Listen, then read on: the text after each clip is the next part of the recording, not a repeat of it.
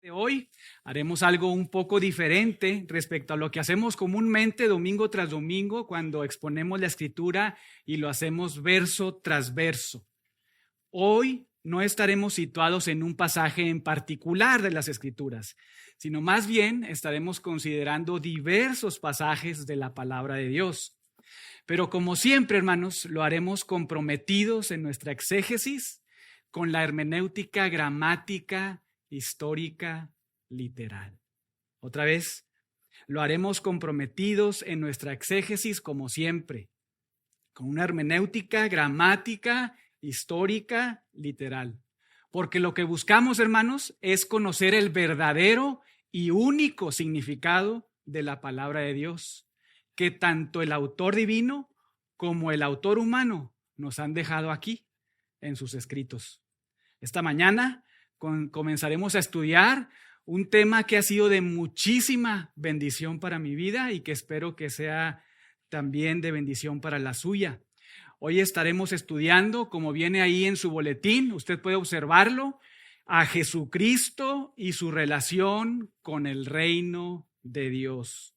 Jesucristo y su relación con el reino de Dios. Obviamente no lo vamos a hacer tan a detalle, porque esto nos tomaría semanas, es más, literalmente meses para poder abordar a profundidad este gran tema, sino más bien lo haremos como en una especie de panorama general o un vistazo general y particularmente enfocándonos en tres grandes bloques. Si está tomando nota, vamos a enfocarnos en tres grandes bloques de este gran tema de Jesucristo y su relación con el reino de Dios. Número 1, estaremos observando y estudiando a la persona de Jesucristo y su relación con el reino universal de Dios.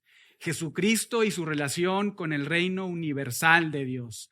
Número 2, Jesucristo y su relación con el reino mediador de Dios. Jesucristo y su relación con el reino mediador de Dios. Y número 3, Jesucristo y su relación con el reino eterno de Dios. Jesucristo y su relación con el reino eterno de Dios. Debido a la amplitud del tema y para servirles de la mejor manera, hermanos, hoy únicamente nos enfocaremos en el primer bloque. ¿Cuál fue el primer bloque que le mencioné? Exactamente, Jesucristo y su relación con el reino universal de Dios. Pero acompáñeme a orar para pedirle la ayuda al Señor. Padre Santo, te damos gracias porque te has revelado. Gracias porque no estás jugando a las escondidas con tus hijos, sino te has revelado de manera natural en la creación, pero también de manera particular y específica en tu palabra. Y te damos tantas gracias por eso, porque podemos conocer tu carácter, podemos conocer a tu persona, quién eres tú. Y también podemos entender la depravación del hombre y su necesidad de ser salvado. Y hoy te damos gracias, Señor, porque por medio de tu Espíritu, tú nos concedes la iluminación para poder comprender todo lo que nos has dejado por escrito en tu palabra. Y es por eso que acudimos hoy a ti, porque somos personas dependientes de ti. Y rogamos que por medio de tu Espíritu abras nuestros ojos para poder comprender y apropiarnos de tu palabra tanto en nuestra mente como en nuestro corazón, de tal forma que dirija nuestra vida. Todo esto oramos en el nombre de Jesucristo. Amén. Antes de comenzar, hermanos, y a manera de introducción, me gustaría ofrecerle una línea de tiempo bíblico. Una línea de tiempo bíblico. Nos va a ayudar a enfocarnos particularmente esta línea de tiempo bíblico en el Nuevo Testamento, para ayudarnos así y ubicarnos mientras desarrollamos este estudio que le mencioné acerca de Jesucristo y su relación con el reino de Dios. Por ejemplo, si comenzamos con Jesucristo y su relación con el reino universal de Dios, podemos decir que es de naturaleza eterna, abarca desde la creación y hasta por toda la eternidad. Hablando nuevamente de Jesucristo y su relación con el reino universal de Dios. En otras palabras, abarca desde lo descrito en el primer libro de la Biblia, Génesis, hasta el último libro de la Biblia, Apocalipsis. Ahora, respecto a Jesucristo y su relación con el reino mediador de Dios y con el reino eterno de Dios, estos dos eventos son futuros.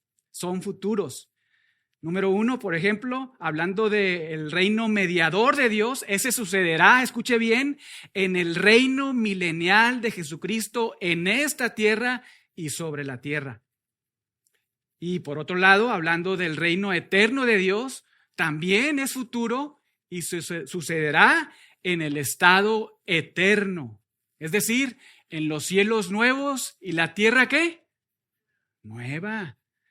Ahora, ¿dónde ubicamos esto en la Biblia? Esto es un poquito más difícil comparándolo con el reino universal de Dios que le mencionaba hace unos momentos, pues Génesis, Apocalipsis, eterno, naturaleza eterna. Pero ¿qué pasa con estos dos otros reinos de Dios, hablando del reino mediador de Dios y del reino eterno de Dios, que son futuros? Bueno, para eso vamos a repasar un poquito o aprender o conocer acerca de esta línea de tiempo bíblico y considerando únicamente el Nuevo Testamento, que esto nos va a ayudar para conocer y situarnos en estos dos eventos futuros. Por ejemplo, en los evangelios, Mateo, Marcos, Lucas, Juan, ahí tenemos el nacimiento, la vida, la muerte y la resurrección de Jesucristo, ¿verdad? Luego en Hechos 2, ahí tenemos el nacimiento de la iglesia. Hechos 2, el nacimiento de la iglesia, la venida del Espíritu Santo sobre todos aquellos que habían creído. Y en términos de Primera de Corintios, ahí capítulo 12, si no mal recuerdo, es que el Espíritu Santo nos sumerge, nos bautiza en el cuerpo de Jesucristo, donde nosotros somos la iglesia, el cuerpo de Jesucristo, y Jesucristo es la cabeza. Entonces, Hechos 2, el nacimiento de la iglesia, y también, escuche bien, el inicio de una época escatológica denominada los postreros días o los últimos días. Este suceso o esta época, ahí se encuentran diversos eventos que comienzan, obviamente, como le decía ahorita, desde el comienzo de la iglesia y hasta otro gran evento que es el gran juicio del trono blanco de Apocalipsis 20. Ahora, ¿cuáles son esos eventos? Siguiendo con esa secuencia, nuevamente hablando ahí del nacimiento, vida, muerte y resurrección de Jesucristo, nacimiento de la iglesia, inicio de estos postreros días, y luego el siguiente evento es el rapto de la iglesia. No le voy a dar los pasajes para no quedarme tanto tiempo aquí. Eso si quiere se lo puedo compartir más tarde. Pero el siguiente evento es el rapto de la iglesia, el cual creemos y afirmamos es pretribulacional. Después de eso, aquí en la tierra, un periodo, como lo mencionaba hace unos momentos Eduardo, 7 años de tribulación aquí en la tierra, un evento conocido también como el día de Yahweh o el tiempo de angustia de Jacob, de Israel, un tiempo donde Dios viene a juzgar a Israel, pero también a limpiarlo y a prepararlo para salvar al Israel étnico. Esto es aquí en la tierra. Pero en los cielos, hermanos, todos aquellos que formaron parte de la iglesia están allá ahora en el tribunal de Cristo para recibir recompensas. No juicio, sino recompensas únicamente. Y también para celebrar las bodas del Cordero.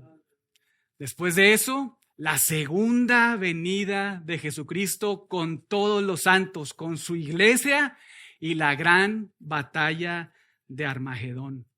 Después, el juicio de las ovejas y los cabritos junto con la resurrección de los santos. Obviamente, usted recordará en el rapto ahí todos los que formamos parte de la iglesia seremos arrebatados, ¿verdad? Los muertos serán resucitados, recibirán un cuerpo glorificado y recibirán en los cielos a Jesucristo. Y aquellos que hayan quedado simplemente serán arrebatados y de una manera que la palabra de Dios no lo explica, sus cuerpos serán transformados. Pero bueno, siguiendo ahí con la secuencia de estos eventos, de esta línea de tiempo después del juicio de las ovejas y los cabritos y la resurrección de los santos en del Antiguo Testamento, aquí está Jesucristo y su relación con el reino mediador de Dios, el futuro reino milenial en la tierra de Jesucristo. Después de que termina ese reino milenial, hay una última rebelión de Satanás y sus seguidores, pero de manera rápida y aplastante son destruidos y el Satanás es enviado al infierno para siempre. Después de eso, todos los pecadores no arrepentidos, no la iglesia, todos los pecadores no arrepentidos vendrán al gran juicio del trono blanco para ser juzgados. Y ahí todos irán al infierno al ser pecadores no arrepentidos. Y aquí viene el último, Jesucristo y su relación con el reino eterno de Dios, porque después de eso sucede el estado eterno, los cielos nuevos y la tierra nueva.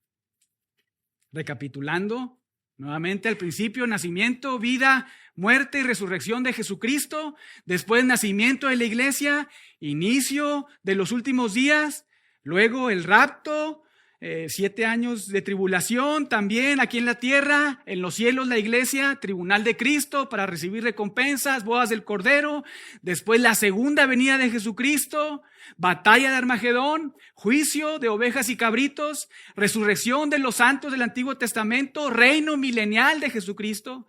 Después, última rebelión de Satanás, enviado al infierno, gran juicio del trono blanco, los pecadores juzgados e enviados al infierno y finalmente el estado eterno, cielos nuevos y tierra nueva.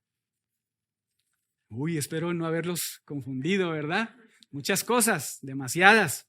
La idea era ayudarles un poco, hermanos, para pensar en toda esta línea de tiempo bíblico, hablando en términos del Nuevo Testamento, para que nos ayude mientras estamos estudiando este gran tema del reino de Dios. Nuevamente, recordando y resumiendo, Jesucristo y su relación con el reino universal de Dios abarca desde la creación y hasta por toda la eternidad. Desde lo descrito en Génesis y hasta lo descrito en Apocalipsis. Un evento que sucede hoy y por toda la eternidad. Jesucristo y su relación con el reino mediador de Dios, escuche bien, este es un evento futuro que será en el reino milenial de Jesucristo. Y Jesucristo y su relación con el reino eterno de Dios en el estado eterno, cielos nuevos y tierra nueva. Una vez entendido esto, o al menos repasado, quisiera recordarle el énfasis de la narrativa bíblica. El énfasis de la narrativa bíblica. Les voy a hacer una pregunta y aquí voy a dar oportunidad para que algunos de ustedes respondan. No sientan pena. ¿Cuál es el énfasis de la palabra de Dios? ¿Cuál es el énfasis de la palabra de Dios? ¿Qué piensan? Cristo, salvación. ¿Alguna otra opinión? ¿Cómo? Conocimiento. ¿Una última? Predicar el evangelio. Muy bien. Hermanos, el énfasis en la palabra de Dios es Dios. El énfasis en la palabra de Dios es Dios.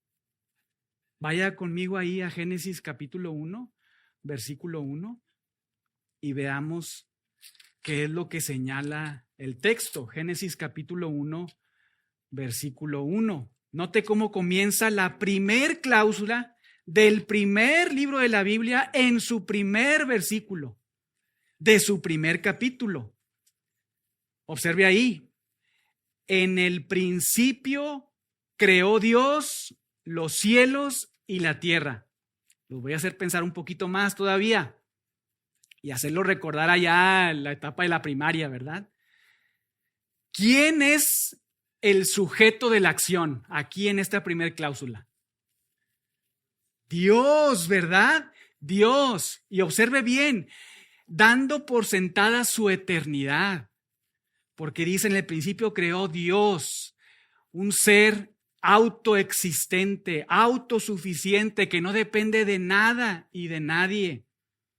Dios dando por sentada su eternidad al señalar que Él y solo Él creó todo el universo. Entonces, ¿cuál es el énfasis? Desde el primer versículo de la Biblia, Dios. Dios, o en otras palabras, la gloria de Dios. La gloria de Dios. ¿Por qué? Hermanos, porque Él y solo Él es el único Dios eterno y verdadero, quien es el creador y sustentador de todo. Y Pablo lo entiende muy bien y lo dice de esta manera. Acompáñeme ahora a Romanos. Romanos capítulo 11, versículo 36. Romanos capítulo 11, versículo 36. Y veamos qué es lo que señala el apóstol Pablo. Romanos 11, 36. Dice, porque de Él y por Él y para Él son todas las cosas. A Él sea la gloria por los siglos de los siglos. Amén. En otras palabras, lo que está diciendo Pablo es que debido a que Él es la fuente de todo lo creado, a que Él es el agente de todo lo creado y además que Él es la meta de todo lo creado, entonces Él y solo Él es digno de toda la gloria por siempre jamás. Por eso también el mismo apóstol Pablo puede decir, cuando enseña acerca de la comida ofrecida a los ídolos, en 1 Corintios 10:31, si pues coméis o bebéis o hacéis otra cosa, hacedlo todo, ¿para qué? Para la gloria de Dios. Para la gloria de Dios. ¿Por qué? Porque de acuerdo al contexto de ese pasaje, 1 Corintios 10:31, pues unos versículos antes, versículo 26, del Señor es la tierra y su plenitud. Y todo ser humano le debe a Él honor y responderá ante Él de sus actos. Entonces, el énfasis de la Biblia no es este mundo, ni tampoco nadie más en este mundo. Y es más, no vayan a llorar, por favor, ni somos nosotros. El énfasis, nuevamente, el énfasis de la Biblia es la persona de nuestro Dios trino y nada más. Y si esto es así, hermanos, entonces, ¿cuál será el tema principal de la Biblia? Muchos han ofrecido distintas respuestas. Por ejemplo, algunos han dicho que es, como por aquí dijeron algunos, la salvación. Otros han afirmado que es la ley. Otros que es el pueblo de Dios. Pero aquí estoy de acuerdo con un querido profesor ahí del seminario, cuando dice que el tema principal y unificador, lo estoy citando, de toda la Biblia es el reino de Dios. Fin de la cita.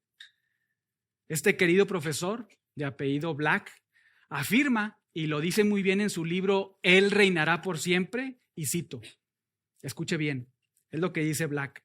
El reino es un hilo, nuevamente, el reino es un hilo que va desde el primer capítulo de la Biblia y hasta el último. Génesis 1, dice Black, comienza con Dios como creador, rey del universo, y el hombre como portador de la imagen de Dios, creado para gobernar y someter la tierra para los propósitos de Dios y la gloria de Dios. Y más adelante, Apocalipsis 22, muestra a Dios y al Cordero en el trono y al pueblo de Dios gobernando en la nueva tierra. Fin de la cita. Entonces, es posible afirmar que debido a este hilo conductor, hermanos, que se encuentra a lo largo de toda la palabra de Dios, que el tema principal de las Escrituras es el reino de Dios. El énfasis es Dios y el gran tema de la Biblia es el reino de este gran Dios. Pero acá, hermanos, es necesario considerar que el reino de Dios, como lo hemos visto, cuando le ofrecí esta línea de tiempo, abarca tanto el reino universal de Dios como el reino mediador de Dios y el reino eterno de Dios. Quizá algunos esté preguntando, ¿cómo que primero el reino de Dios y luego ahora esta división de que el reino universal de Dios, reino mediador de Dios, reino eterno de Dios? Nuevamente espero no estar perdiendo a ninguno de ustedes acá. Estoy tratando de ir despacito, despacio. ¿Pero qué es todo eso? Quizá alguien se pregunte. Es más, quizá alguno ya se encuentra confundido, ¿verdad? Porque algunas veces ha escuchado que Dios hoy reina sobre este mundo.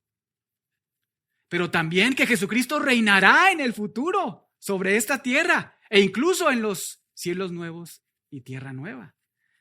¿Cómo es que funciona todo eso?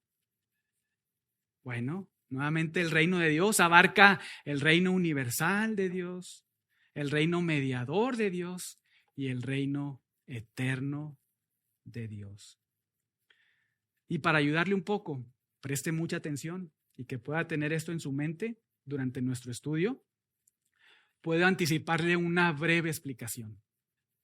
El reino universal de Dios es ejercido, escuche bien, soberanamente por Dios desde el trono de Dios en los cielos y a partir del inicio de la creación y hasta por toda la eternidad.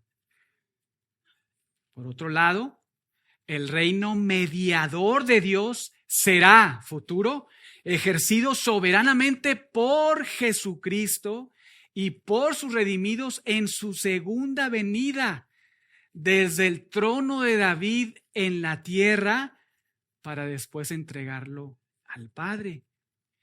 Y finalmente, el reino eterno de Dios será ejercido por Dios y Jesucristo desde su trono y por sus redimidos sobre cielos nuevos y tierra nueva.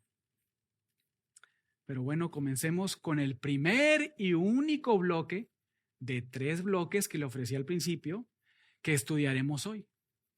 Jesucristo y su relación con el reino universal de Dios. Hermanos, nuestro Dios trino, escuche bien, reina. Nuestro Dios trino reina. Como lo leímos hace unos momentos, Él es el creador de todas las cosas. Él es el creador de todo el universo, las cosas invisibles y visibles. Él es el creador y quien está sentado sobre su trono en los cielos, reinando y gobernando soberanamente sobre todo y todos. Ya lo leímos, Génesis 1:1, ¿lo recuerda? En el principio, ¿qué? Creó Dios los cielos y la tierra. Pero ahora note y vaya conmigo ahí al primer libro de Crónicas. Primer libro de Crónicas, capítulo 29. Primer libro de Crónicas, capítulo 29, versículos del 11 al 12. Primer libro de Crónicas, capítulo 29, versículos del 11 al 12. Observe ahí cómo comienza el versículo 11. Tuya es, oh Jehová, la magnificencia y el poder, la gloria, la victoria y el honor. ¿Por qué? Porque todas las cosas que están en los cielos y en la tierra son tuyas. Y observe cómo continúa. Tuyo, oh Jehová, ¿qué cosa? Es el reino. Y tú eres excelso sobre todos. Note versículo 12. las riquezas y la gloria proceden de ti. Note, y tú dominas sobre todo. En tu mano está la fuerza y el poder. En tu mano el hacer grande y el dar poder a todos. ¿Qué tenemos aquí, hermanos? Primero, que Dios tiene poder soberano para reinar porque Él es el creador de todo. Él tiene el poder soberano para reinar sobre todo porque Él creó todo. Segundo, Dios tiene un ámbito sobre el que reinar, los cielos y la tierra y todos los que habitan en él, en las cosas visibles e invisibles. Él es el soberano, hermanos. Él es el rey. Y tercero, que hoy, actualmente, aunque a veces lo dudamos, porque vemos nuestro mundo caído y percibimos en nuestro cuerpo también un cuerpo caído al envejecernos, ¿verdad? Nos salen arrugas, ya no vemos, ¿verdad? Nos enfermamos, pensamos que Él no es soberano, no está reinando, vemos tanto pecado y decimos, no, Él no está en control. Hermanos, pero Él está en control de todas las cosas, porque Él es el creador de todo y ejercita su gobierno de manera soberana y perfecta. Ahora, escuche cómo lo señala el salmista en el pasaje que leíamos hace unos momentos en nuestra lectura bíblica de la mañana. Salmo 93, versículos del 1 al 2. Jehová reina, se vistió de magnificencia. Jehová se ciñó de poder. Afirmó también el mundo y no se moverá. Firme es su trono desde entonces, tú eres eternamente. Esto, hermano, si tú eres un hijo de Dios, una hija de Dios, si eres cristiano, si eres parte de la iglesia de Dios, del cuerpo de Jesucristo, esto es motivo de aliento y de ánimo, saber que Él reina soberanamente sobre todo y sobre todos. Saberte tú, aunque también haber estado en una condición de depravación, pero haber sido comprado por la sangre de Jesucristo te hace vivir agradecido, confiado. Pero si tú no te has arrepentido de tus pecados, esto debe hacerte temblar, porque Dios está contra ti y si no te arrepientes serás aplastado y serás enviado al infierno. En el Salmo 103, versículo 19, David dice, puede darle unas vueltas ahí a la página de su Biblia, Salmo 103, 19, Jehová estableció en los cielos su trono y su reino domina sobre todos. Y más adelante, Salmo 145, 13, tu reino es reino de todos los siglos. Aquí, hermanos, en el Salterio, es decir, en el libro de los Salmos, se reitera que Jehová reina soberanamente sobre todo y que lo hace durante todo el tiempo y que ejerce ese reino desde los cielos, desde su trono que está en los cielos. Entonces tenemos que el reino universal de Dios es explicado con Dios siendo creador de todo. Es bien fácil recordarlo. ¿Por qué podemos entender a la luz de lo que hemos estado leyendo que Dios está reinando hoy? Porque Él es el creador de todo. Porque Él es eterno, no depende de nada ni de nadie. Y que Él ha creado todo y gobierna todo conforme a sus planes y propósitos. Incluso utilizando, no participando, pero utilizando el pecado para sus propios planes y propósitos, para su gloria. Y además, aunque para algunos suene curioso, usando al mismo Satanás. Pero y entonces, si entendemos eso, ¿cuál será la relación de Jesucristo con este reino universal de Dios que le he estado comentando? ¿Cuál será esta relación que le he mencionado acerca de la persona de Jesucristo, es decir, de Dios el Hijo con el reino universal de nuestro Dios Trino? ¿Cuál es esa relación? Si es que la hay. Bueno, pues que Él administra o ejecuta este reino desde su preencarnación. Él nuevamente administra o ejecuta este reino universal desde su preencarnación. ¿Por qué? Bueno, no perdamos de vista ahora la revelación progresiva. Revelación progresiva. En el Nuevo Testamento, vaya ahí ahora a Colosenses, capítulo 1, versículos 16 y 17. Y veamos qué es lo que señala ahí el apóstol Pablo. Colosenses 1, del 16 al 17. Pero leámoslo desde el 15 para tener un poquito más de contexto que nos pueda ayudar. Observe ahí Colosenses capítulo 1, versículos del 15 en adelante. Dice, Él es. ¿Cuál es el antecedente, hermanos, de ese Él? ¿A quién se estará refiriendo? ¿Qué es lo que tenemos que hacer cuando vemos esto en la palabra de Dios? ¿Tenemos que ir hacia dónde? ¿A inventar algo nosotros? No, ¿verdad? Tenemos que ir a los versículos anteriores, ¿verdad? Entonces, a ver, ¿quién es el antecedente de ese Él? El Hijo, ¿verdad? En quien tenemos redención, ¿verdad? Por su sangre y el perdón de pecados. Bueno, Él es la imagen del Dios invisible. Sabemos que Dios es espíritu y nadie lo ha visto. Pero el que ha visto al Hijo, ¿ha visto a quién? Al Padre, ¿verdad? Entonces, Él, hablando de Dios el Hijo encarnado, es la imagen del Dios invisible.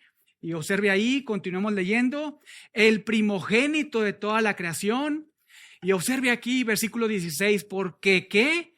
En Él fueron creadas todas las cosas, las que hay en los cielos y las que hay en la tierra, visibles e invisibles, sean tronos, sean dominios, sean principados, sean potestades. Todo, escuche bien, todo fue creado, ¿qué? Por medio de Él y para Él. Versículo 17, y Él. Nuevamente, ¿a quién se está refiriendo? A Dios el Hijo, ¿verdad? A Jesucristo. Y Él es antes de todas las cosas y todas las cosas en Él subsisten.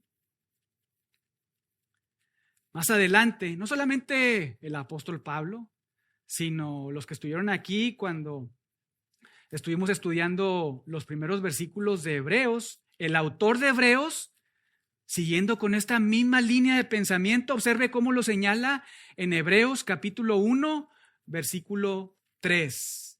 Hebreos capítulo 1, versículo 3. Otro autor de la palabra de Dios, obviamente sin posibilidad de contradecirse contra el otro autor bíblico, es decir, a Pablo.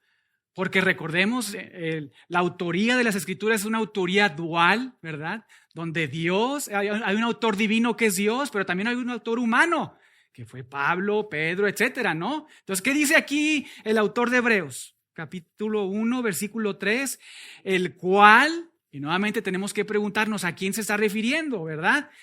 Y desde el principio se está refiriendo al Hijo.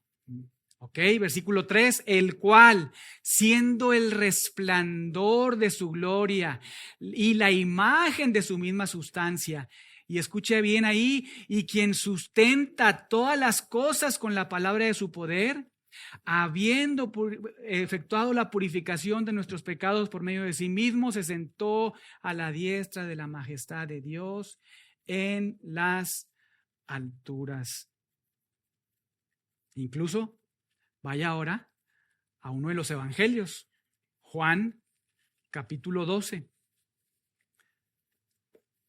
Juan capítulo 12, versículos del 37 al 41.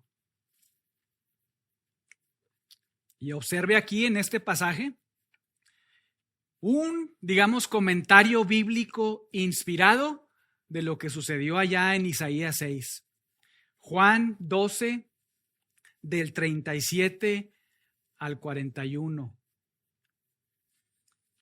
Nuevamente, como una especie de comentario bíblico inspirado de lo que el profeta vio acerca de la persona de Jehová allá en Isaías 6, versículo 37.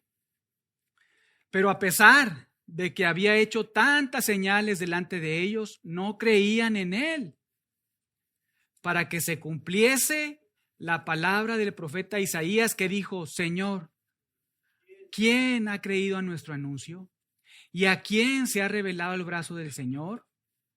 Por esto no podían creer, porque también dijo Isaías, hablando también de ese pasaje que le menciono, cegó los ojos de ellos y endureció su corazón para que no vean con los ojos y entiendan con el corazón y se conviertan y yo los sane.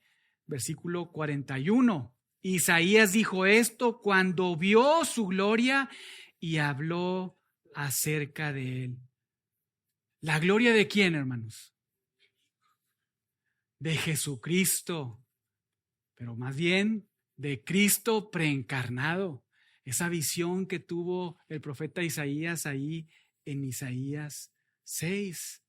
Nuevamente todo esto apuntando a que Jesucristo reina, que Jesucristo es el que está reinando y ejecutando y administrando este reino universal de Dios que es presente. Entonces, nuestro Dios trino, hermanos, Dios Padre, Dios Hijo, Dios Espíritu Santo, reina soberanamente sobre todo en el reino universal de Dios. Desde el trono de Dios, escuche bien, esto es importante, desde el trono de Dios que está en los cielos y por medio de la administración o de la ejecución de Dios el Hijo. Ahora, quizá alguien pueda pensar, pues muchas veces parece que no reina. Muchas veces parece que se le están escapando de las manos muchas cosas. ¿Cómo puede ser? Observamos el pecado, observamos mucha rebeldía contra este rey soberano. Quizá alguno se pregunte, si verdaderamente reina él, todos deberían de obedecerle y darle honor. Entonces eso quiere decir que él no reina y que muchas cosas se le escapan de sus manos. Aquí es importante recordar que a causa de la desobediencia de Adán y Eva, entró ¿qué cosa al mundo? El pecado. Y hermanos, todo fue afectado por el pecado. A causa del pecado original, todo fue afectado por el pecado. El hombre natural, por ejemplo, el que no ha venido, en otras palabras, a la fe en Jesucristo, escuche bien, está muerto espiritualmente. Toda aquella persona que no ha nacido de nuevo está muerto espiritualmente. Por eso muchas veces, y si no es que todas las veces, si no es que Dios le regenera a esa persona, cuando compartimos el evangelio, todos rechazan. Todos rechazan, se burlan, no responden a la llamada al evangelio. ¿Por qué? Porque están muertos espiritualmente. Esa es la condición de todo ser humano a causa del pecado. Además, está en guerra contra el Dios omnipotente. Está destituido de su gloria claramente. Esa es la situación de todo ser humano en su hombre natural, en su condición natural. La tierra fue maldecida. Por eso el hombre sufre al trabajar. El trabajo no es una maldición. El trabajo fue establecido por Dios antes de la caída, cuando Dios crea al hombre y lo pone en el Edén para que lo trabaje, lo labre, ¿verdad? Pero una consecuencia del pecado es que cuando trabajamos, pues nos cuesta, ¿verdad? Nos cuesta. Y eso es consecuencia del pecado. No solamente el ser humano está afectado por el pecado, el hombre natural, muerto espiritualmente, no solamente la tierra fue afectada por el pecado, a ser maldecida por Dios, sino también la relación matrimonial fue afectada. La relación matrimonial fue afectada. Y por eso hay conflicto entre el esposo y la esposa. Por eso la mujer sufre dolores de parto a causa del pecado, de esta maldición. Y pues todas las que Dios les ha concedido el regalo de tener hijos, pues lo han experimentado, ¿verdad? O alguien no ha sufrido un poquito, al menos un poquito cuando dio a luz. Todas las mujeres, ¿verdad? Pero además, la mujer quiere ponerse encima del hombre y dominar al hombre en el hogar e incluso, tristemente, en muchas iglesias. Al haber, entre comillas, pastores, que eso no existe en la palabra de Dios. Todo eso a consecuencia del pecado. Y el hombre quiere dominar sobre la mujer pecaminosamente. Y nuevamente, todo eso a consecuencia del pecado. Incluso Satanás es convertido como el príncipe de los sistemas de este mundo. Y todo esto porque a causa del pecado, pero escuche bien, porque Dios lo controla todo y ha decidido esto. Nada se le ha escapado de sus manos. Todo esto lo controla y lo sostiene el Rey soberano y nadie más. Nuevamente, sin participar del pecado, pero usándolo todo para su propia gloria. A veces sentimos la necesidad de no decir esto y guardar la reputación de Dios de cierta manera al no decir que Dios controla incluso el pecado. Pero hermanos, la realidad es que Él es soberano y reina sobre todo y todos. Él hoy, por su reino soberano ejercido en esta tierra, por eso hoy estás tú vivo. Pero el día de mañana, si Él quiere, Él te puede matar. Y eso Él lo puede hacer porque Él es el soberano. Él también decide soberanamente a quién salvar respecto a todos aquellos que van camino al infierno.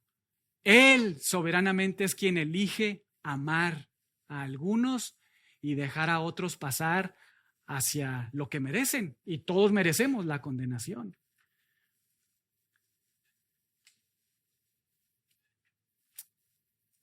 Ahora, otra pregunta surge. ¿Cómo es que reina nuestro Dios Trino? Ya sabemos que Él reina. Ya sabemos que hay un reino universal de Dios, que Dios reina soberanamente y que lo hace y lo ejecuta por medio de su Hijo. Pero ahora, ¿cómo es que reina nuestro Dios Trino en este reino universal de Dios? ¿Cómo es eso? Hermanos, mayormente mediante su providencia. Le estoy aventando ahí algunos conceptos para que tome nota y después vaya y los estudie, ¿verdad?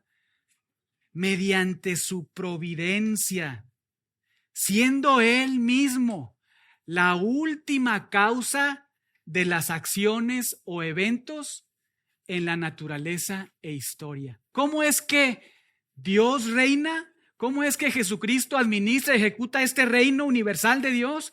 Nuevamente mediante su providencia, siendo Él mismo la causa de las acciones o eventos en la naturaleza e historia, para así hacer avanzar la agenda divina aquí en este mundo. Y esto, hermanos, nos anima mucho, nos anima muchísimo en este mundo caído y pecaminoso. Recordar, primero entender, conocer, entender y recordar que nada se escapa de sus manos, que Él jamás tiene un plan B, sino siempre el plan A adelante? Esto es de ánimo y de mucho aliento para todos aquellos que somos hijos de Dios, hijas de Dios. Que Él sigue siendo el Rey soberano sobre todo y sobre todos.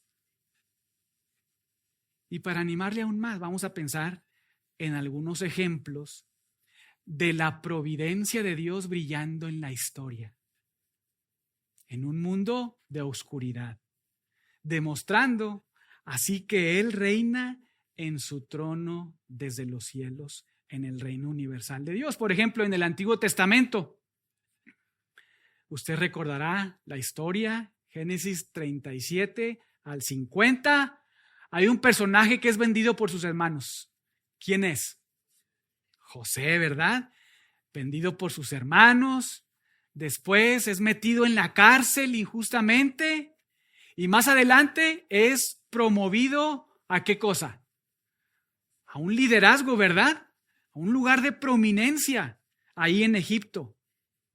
Y finalmente, ser de bendición de parte de Jehová a su familia para preservación de vida.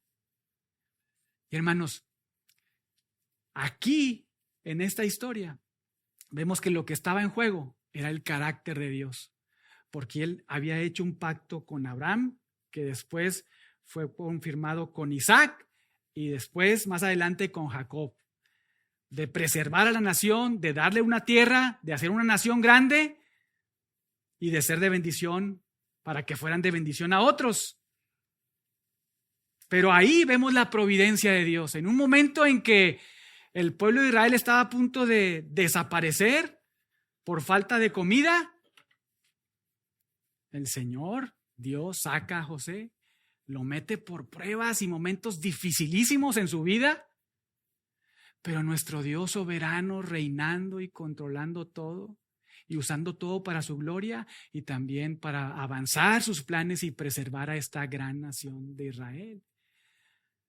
Porque al final, nuevamente, el pueblo de Israel, los hijos, los hermanos de José, hijos de Jacob, que más tarde en Éxodo sería la nación de Israel, fueron preservados. Y todo esto mediante esta providencia de Dios. Pero podemos pensar también en Moisés. Al nacer, el rey de Egipto manda una cosa. ¿Alguien lo recuerda? Matar a todos los niños, ¿verdad? Y la madre, para librarlo, ¿qué es lo que hace? La madre de Moisés lo pone en tablas, ¿verdad? Ahí en un río.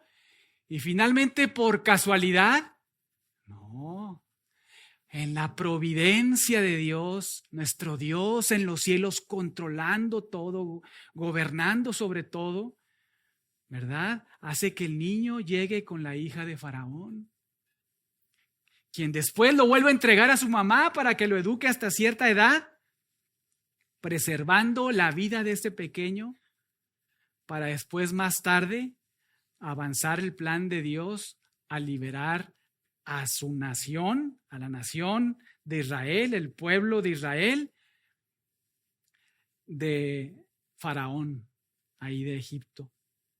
¿Todo esto es suerte? ¿Es casualidad?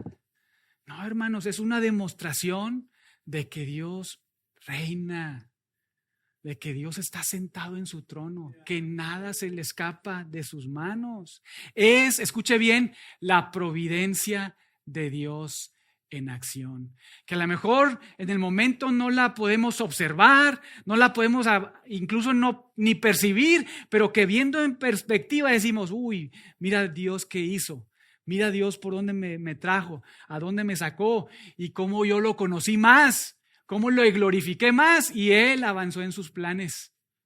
Eso es la providencia de Dios. Pero no solo en el Antiguo Testamento, también en el Nuevo Testamento. Tenemos a Pablo, por ejemplo, que después de recorrer varias regiones, ahí en Hechos 19, sucede que llega a un lugar que se llama Éfeso, donde se encuentran creyentes del Antiguo Testamento que tenían su fe en el Mesías que había de venir. Ya para ese entonces, en Hechos 19, pues obviamente Jesucristo ya había nacido, había crecido, había ido a la cruz, ¿verdad? Y había muerto y resucitado. Entonces, a partir de su ascensión, desde ese momento, todos aquellos que deberían de ser salvados tendrían que escuchar el Evangelio y creer en la persona de Jesucristo. Pero aquí en Hechos 19, Pablo llega a este lugar, a Éfeso, y se encuentra con unos creyentes que no habían escuchado de Jesucristo, que no habían escuchado el Evangelio, que aún estaban esperando al Mesías. Pero eran unas personas, escuche bien, que si se morían, no iban a ser salvos, porque tenían que creer en Jesucristo. Jesucristo ya había venido. Tenían que escuchar el Evangelio y creer en Jesús, no en el Mesías que habría de venir, sino en ese que vino, murió, resucitó y ascendió. Entonces, Pablo, ¿de casualidad? No. En la providencia de Dios, Dios lo lleva y lo coloca en un lugar en Éfeso, donde están unas personas que Dios ha escogido para salvación, y Pablo va y les dice que por quién han sido bautizados. Ellos dicen por el bautismo de Juan. Pablo les predica el Evangelio, creen y son salvos. ¿Por qué pasó esto? Porque Dios controla todo. Él es soberano, Él es rey, y Él tenía ahí unas personas a quien salvar, y envía a Pablo de una manera providencial. Y esto, hermano, nos hace recordar también cómo Dios usa a cualquier persona para ir a los lugares incluso impensables, para salvar a las personas que Él quiere salvar. De nosotros no depende la salvación de las personas, pero a nosotros se nos ha mandado predicar el Evangelio. Y de nosotros no depende que una persona se salve o no, sino es una obra soberana de Dios a quien Él quiera salvar. Pero esto nos anima a ir a esos lugares, a ir, aunque nos hayan rechazado muchas veces, con nuestros vecinos, con nuestros familiares, hermanos, hermanas, primos, tíos, padres, con las personas de trabajo, porque no sabemos, no somos Dios para saber a quién Él ha elegido para amar y salvar. Y también nos da mucho ánimo y aliento, porque Él en un instante puede salvar a una persona, pasarla de muerte a vida. Entonces, nuevamente Pablo, ahí pudiendo ir a muchos lados, Dios lo lleva y lo coloca en Éfeso para predicarle a estos creyentes del Antiguo Testamento, que en ese momento, nuevamente, si morían, no serían salvos. Pero Pablo va y les predica de la persona de Jesucristo y son salvados. O el caso del apóstol Juan, que ya avanzado en edad, es exiliado a la isla de Patmos por causa del Evangelio, pensando que quizá todo había terminado para él. Pues lo estaban llevando cautivo y lo estaban llevando a un lugar aislado, pensando ya se acabó para mí todo. Pero hermanos, es ahí, usted recordará, donde Dios lo lleva soberanamente, controlando todo, para darle la revelación más extraordinaria de la persona de Jesucristo en gloria. ¿En qué libro? Apocalipsis. Y podemos continuar y pasarnos así todo el día para observar cómo este Dios, nuestro gran Dios, está sentado en su trono en los cielos, gobernando soberanamente sobre todo, administrando este reino por medio de su Hijo, controlando todo. Pero no es el punto. Lo que quise señalarle es que esto no es suerte, no es casualidad. No son planes B, C, D de Dios. Es el plan eterno de Dios, que algunas veces no lo entendemos, no lo conocemos, no se nos ha dado a conocer, pero que afirmamos y reconocemos al recordar que Él es el Creador y que Él es eterno. Nuevamente esto debe de animarnos, saber que Él controla a todos y cada uno de los eventos y circunstancias de nuestra vida sin excepción. Esto nos anima, por ejemplo, cuando estamos en enfermedad. Esto nos anima, porque si eres su hijo, si eres su hija, puedes pensar primero que sí, esa enfermedad es a causa del pecado, como lo mencionábamos hace unos momentos. Esa causa del pecado, ¿por qué? Porque tenemos un cuerpo caído. Tenemos un cuerpo caído que se envejece, que sufre, que pues a lo mejor aquí algunos tienen diabetes, presión alta, algunos están sufriendo achaques por lo de la enfermedad esta que pasó a la pandemia o pandemia que pasó hace algunos meses. Y eso es una realidad porque tenemos un cuerpo caído, ¿verdad? Sí, pero si tú eres su hijo o su hija, no solamente puedes pensar en eso, sino también entender y comprender que Él controla todo y que Él va a usar eso incluso para que tú puedas ser más como su Hijo Jesucristo, para que te parezcas más a Él. ¿De qué forma?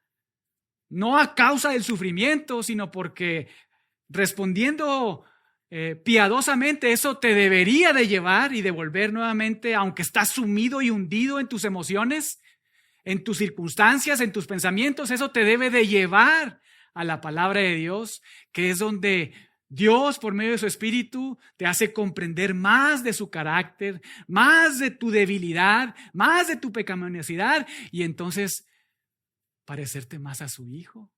Esto es de mucho ánimo. Es de mucho ánimo también, porque si tú eres su hijo o su hija, lo mejor que te puede pasar incluso es que pues ya te mueras y te vayas con Él. Aunque pues muchos tenemos ahí mucho amor por esta tierra, ¿verdad? Hermanos, pero esto no se compara con estar en la presencia de Dios. Esto no se compara con ya no sufrir con nuestro cuerpo, con nuestro pecado. Esto nos anima muchísimo, nos alienta y nos debería de hacernos confiar más en nuestro Dios, más en nuestro Señor. El refugiarnos en Él y en su palabra que permanece para siempre. Tristemente, muchas veces, porque todos somos seres humanos con naturaleza caída, el apóstol Pablo dice, traigo en mi cuerpo, pegado un cuerpo ¿de qué? De muerte, ¿verdad? ¿Quién me librará de esto, de este cuerpo de muerte? Muchas veces, tristemente, cuando pasamos estas circunstancias, nos agobiamos tanto que nos hundimos en nuestras emociones y sentimientos, dejando que gobiernen nuestras decisiones. Cuando lo que debería de gobernar nuestras vidas es la palabra de Dios. Colosenses 3:16, que la palabra de Dios, de Cristo, more en abundancia en vosotros, ¿verdad? En ustedes. Esto nos debe de animar, porque Él está usando esto para su gloria, pero también para que usted, para que yo, todos nosotros seamos más como su Hijo, aún en las circunstancias más duras y más difíciles en la vida. Hermanos, no lo dudemos. Nuestro Dios reina en el reino universal de Dios.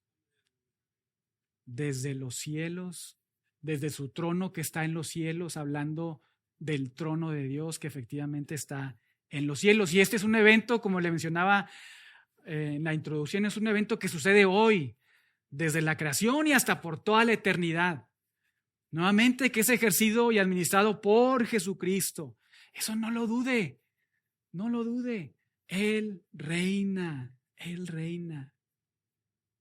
Pero también, si esto ha sido de mucho ánimo, también lo que será de ánimo es lo que estudiaremos la siguiente semana, en los siguientes 2 bloques.